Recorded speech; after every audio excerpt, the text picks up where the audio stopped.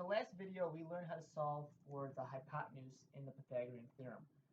In this video, we're going to learn how to solve for a leg that is missing if we are given the hypotenuse and given the other leg.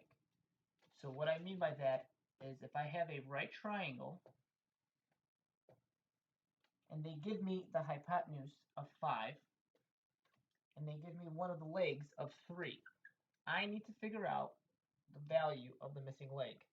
Now, Pythagorean theorem is a squared plus b squared equals c squared. So if I have a leg that is 3 squared plus my missing leg, which is b squared, and that's going to equal our hypotenuse, which is 5 squared. 3 squared is 9 plus b squared equals 5 squared, which is 25. Now, in order to solve for the b squared, I need to get it by itself. So I need to subtract the 9 from both sides.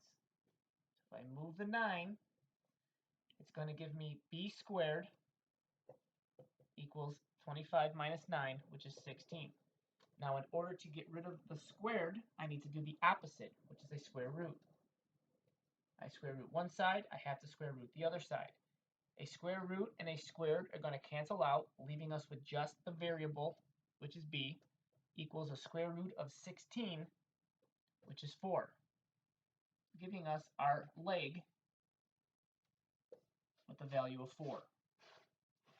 Now, if I were to do another triangle, I will draw it another way.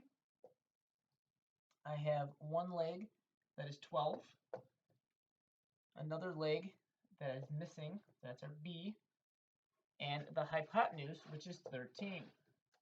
Now, again, a squared plus b squared equals c squared.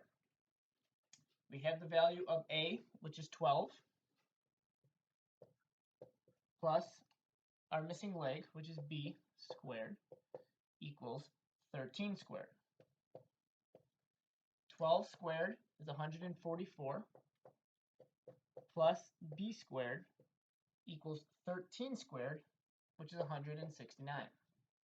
Now, in order to solve for my b, I subtract 144 from both sides, which would leave me with b squared equals 25. Again, in order to get rid of the squared, I need to square root it, and whatever I do to one side, I need to do to the other side. Squared and a square root will cancel out, which will leave us with just b, and the square root of 25 is 5.